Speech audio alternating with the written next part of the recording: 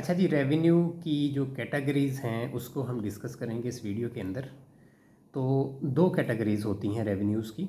Number one operational source, ठीक है जी, operational source, या इसको कहते हैं मेजर सोर्स, या इसका एक तीसरा नाम है डायरेक्ट सोर्स ऑफ रेवेन्यू। ठीक है, ये तीन नाम इसके लिए इस्तेमाल होते हैं।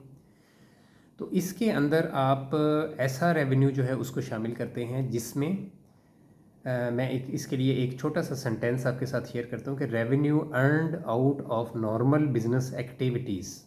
ठीक है, revenue earned out of normal business activities जो होगा वो हम कहेंगे कि ये ऑपरेशनल सोर्स है या मेजर सोर्स ऑफ रेवेन्यू है।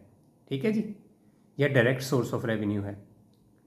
तो ये तीनों नाम जो हैं ये सेम इसका मीनिंग है। तो आप जो है इसमें आसान ये है कि डायरेक्ट सोर्स ऑफ रेवेन्यू जो है उससे याद कर लें। ठीक है, कि डायरेक्ट सोर्सेज ऑफ रेवेन्यू और इनडायरेक्ट सोर्सेज ऑफ रेवेन्यू, ये जो है इसको अगर दिमाग में बैठा लें तो बाकी चीज़ें उससे लिंक कर लें आप, जो इसके ऑल्टरनेट नेम्स हैं ऑपरेशनल सोर्स का या मेजर सोर्स का। ठीक है, तो अच्छा, अब ये नॉर्मल बिजनेस एक्टिविटीज़ क्या होंगी? नॉर्मल बिजनेस एक्टिविटीज़ से मुराद ये है कि जैसे एक जो बंदा है वो गुड्स सेल कर रहा है, जैसे फर्नीचर का बिज़नेस कर रहा है, तो उसमें वो जो फर्नीचर बेच रहा है उससे जो उसकी सेल हो रही है वो टोटल जो उसकी सेल है वो हमारी जो सेल है उसमें से रिटर्न वगैरह माइनस करने के बाद वो हमारा रेवेन्यू होगा।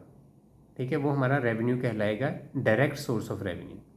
लेकिन अगर एक प्रॉपर्टी डीलर है तो उसके लिए जो वो कमीशन ले रहा है अपने बंदों से, कस्टमर्स से, वो जो कमीशन अर्न कर रहा है वो डायरेक्ट सोर्स ऑफ रेवेन्यू है। यानी कि बिज़नेस टू बिज़नेस ये वेरी कर जाता है कि डायरेक्ट सोर्स ऑफ रेवेन्यू जो है ये एक बिज़नेस का मुख्तलिफ होगा, दूसरे बिज़नेस का मुख्तलिफ हो सकता है।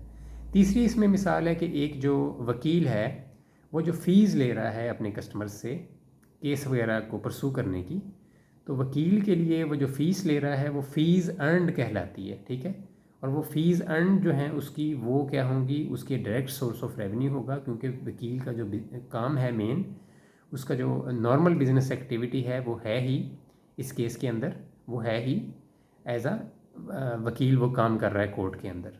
ठीक है, तो जो बंदा एज आ वकील काम कर रहा है कोर्ट के अंदर वो डेफिनेटली फिर वहाँ से जो भी वो खिदमात देता है, उसकी जो सर्विसेज की जो प्राइस लेता है, फ़ीस लेता है अपने कस्टमर से, वो उसका डायरेक्ट सोर्स ऑफ रेवेन्यू होगा। ठीक है जी, दूसरी इसकी टाइप होती है फाइनेंशियल सोर्सेज, इसको बोलते हैं, और माइनर सोर्सेज या इनडायरेक्ट सोर्सेज ऑफ रेवेन्यू। तो इनडायरेक्ट सोर्सेज ऑफ रेवेन्यू के अंदर जितनी भी दीगर बिजनेस एक्टिविटीज़ से जो हमें पैसे आ रहे हैं, ठीक है, वो हम इसमें शामिल करते हैं। यानी कि जो नॉर्मल बिजनेस एक्टिविटी का जो भी सोर्स था उसको हमने डायरेक्ट सोर्स ऑफ रेवेन्यू में रखना है हमेशा, और जो दीगर सोर्सेज होंगे जैसे मिसाल के तौर पे इंटरेस्ट है, ये इंटरेस्ट कौन सा है? जो बिज़नेस अर्न कर रहा है।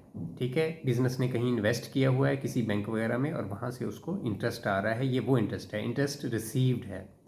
ठीक है, डिविडेंड, डिविडेंड ये वो वाला है जो कि बिज़नेस अर्न कर रहा है, यानी कि बिज़नेस ने किसी कंपनी वगैरह में इन्वेस्ट किए हुए हैं, शेयर वगैरह ख़रीदे हुए हैं और उसके ऊपर इसको डिविडेंड मिल रहा है।